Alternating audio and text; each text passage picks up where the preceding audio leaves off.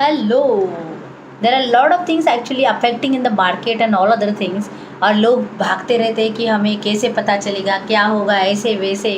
Let's see in this video like what are the factors affecting on the decision of the business maker and ऐसी बहुत सारी चीज़ें हैं. Okay so उसमें से अभी मेरा एक जस्ट सेशन हुआ. Yes right, recently I have completed one session with my students and उसने मुझे पूछा था कि लाइक मैम अगर मुझे शिपमेंट करना है and like my supplier is in the Mysore में बैठा है और अगर मुझे शिपमेंट करना है तो मैं महाराष्ट्र में हूँ और मेरा सप्लायर मैसूर में है तो फिर क्या होगा. लाइक मैसूर से मैं मटेरियल यहाँ पे कैरी करके लेके आऊँगी और मैं जैनपेटी को भेजूँगी या फिर मैं मैसूर से ही मैंगलोर से जाऊँगी या बेंगलोर रोड से जाऊँगी या फिर जो नियरेस्ट होगा उससे जाऊँगी. So what is the like solution for that and what is the good answer for that. So अभी है ना कि लाइक इस पूरे केस में there are lot of things factors affecting on the decision of the business. Like वो क्या है कि अगर आप सच में ऐसे कोई शिपमेंट करना चाहते हो यू नीड टू अंडरस्टैंड एक what is your product, what is the like handling अगर प्रोडक्ट का होता है तो उसमें क्या अफेक्ट होगा प्रोडक्ट के ऊपर. This is also one of the thing you need to understand. Then तीसरी बात आती है कि उस क्वालिटी के ऊपर कुछ प्रॉब्लम होगा क्या. ओके ये भी आपको चेक करने की ज़रूरत है. चौथी बात आता है कि अगर ट्रांजिट में इतने दिन तक वो रहेगा तो उसके ऊपर क्या असर होगा. Sir you can consider the example like अगर आप एग्री की बात करें तो एग्रीकल्चर के लिए प्रोडक्ट में बहुत हैम्पर हो सकता है, डैमेजेस हो सकते हैं, लॉसेस हो सकते हैं, क्वालिटी भी अफेक्ट हो सकती है. लेकिन अगर वो नॉन एग्रीकल्चर है तो शायद it might be like it will be sustain in the transit and handling and all other things. So ये these are the like things change as per the product. तो ये आपके ऊपर डिपेंड नहीं है, ये प्रोडक्ट के ऊपर डिपेंड है कि प्रोडक्ट कैसे बिहेव करेगा इस सारी चीज़ों में. Right. The second is like होता है ना कि ट्रांसपोर्ट का फ्रेट और ट्रांसपोर्ट का आपको कॉस्ट कितना आ रहा है.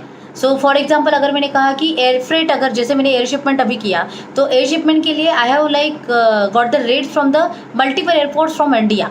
So it is not about कि मैंने सिर्फ मुंबई इंटरनेशनल एयरपोर्ट का निकाला था, तो मैंने मैसूर का निकाला, बेंगलोर का निकाला, हैदराबाद का निकाला, कोचीन का भी निकाला. So lot of air freights I have given like taken for that and मैंने कंपैरिजन किया कि कंपैरिजन में फिर पता चला कि okay might be this is the okay for me. लेकिन वो उसके बेस पे डिसीजन नहीं था कि इस एयर फ्रेट का रेट अगर कम है तो शायद चलो इसके थ्रू जाते. अरे डिपेंड ये भी करता है ना कि उसका फ्रेट कम है लेकिन अगर मैं प्रोडक्ट यहाँ से वहाँ पे भेजूंगी तो transit time is higher, might be damages are higher, नहीं the handling of the product is higher. So फिर what is a useful decision. So इसीलिए आपको कंपैरेटिवली कैलकुलेशन में काम करना पड़ेगा. Like make the all points, checklist बनाओ सब पॉइंट्स की और सब पॉइंट्स में कौन सी प्रायोरिटी के पॉइंट होते हैं. Might be the cost is one of the priority but the second is the product quality is one of the priority. Right. The damages ना हो या कम से कम हो that is the second third priority. So ये priority पहले decide करो कि आपके प्रोडक्ट के लिए कौन सी प्रायोरिटी हो सकती है. It might be I am working in the agriculture, though my product is quality, like quality should be not affected. मतलब quality effect नहीं होनी चाहिए. Wood should be in the intact condition जैसे मैंने भेजे वैसे ही होनी चाहिए. So this is might be one of the my priority. But the second उसके बाद वाली priority मेरी ये भी है ना कि cost भी कम होनी चाहिए.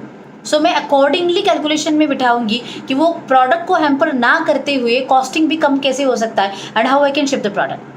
So this is the like business decision और वो अफेक्ट होगा आपके सारे डिसीजन के ऊपर.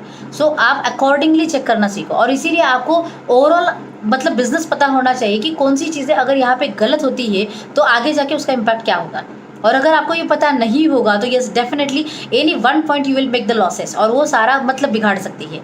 आइदर और कुछ ना कुछ तो लॉसेस होंगे. और फिर बिजनेस में हम चिल्लाते हैं कि अरे एक्सपोर्ट में ऐसे होता है, एक्सपोर्ट में लॉसेस ही होते हैं. मैंने कहा किसने कहा कि एक्सपोर्ट में लॉसेस होते हैं.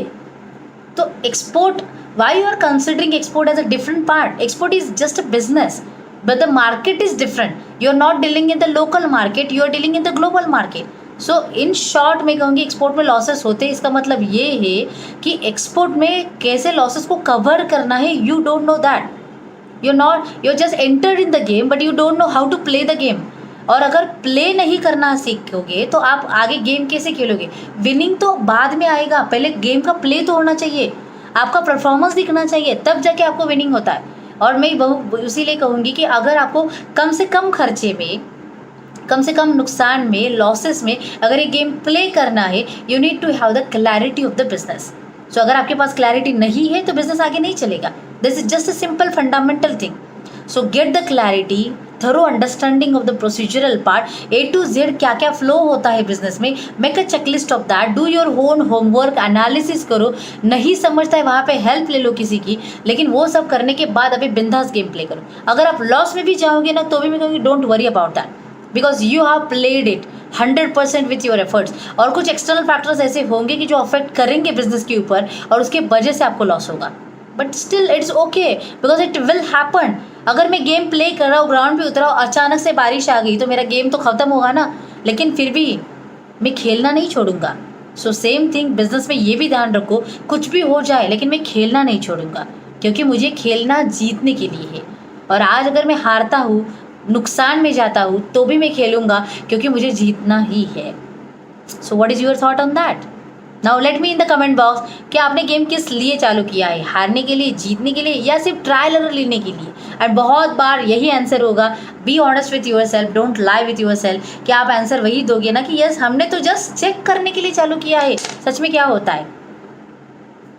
It is not about the trial and error, it is about the winning, it is about the just playing, and it is about yes I will do that, and I hope you will like follow these practices, and yes I know that success will follow you when you will give your 100% best to best. yes success should be there, आपको आना ही चाहिए वो, और वो ज़रूर मिलेगा। so मुझे पता है कि एक्सपोर्ट में भी सक्सेस मिलता है। and if you have any question, any problem, yes you can connect with the Global Fortune. I am there to help you because yes we are on a mission to create 10,000 plus exporters by 2025. So definitely मंजिल ज़्यादा दूर नहीं है, बस connect होने की ज़रूरी है, क्योंकि है ना कि नॉलेज के ऊपर भी अगर कोई काम करता है which is just about the network and which is about the resources and the platform and the community and the like minded people be together, connect to growth and mission to growth, you will achieve that. So let's comment in the comment box like what you next want to learn from me, and yes we will surely make the video on that. So तब तक के लिए take action, don't forget it, because action के लिए कोई excuses नहीं है, success उसी को मिलता है जो एक्शन लेता है। So take action, start your journey, and yes god bless you.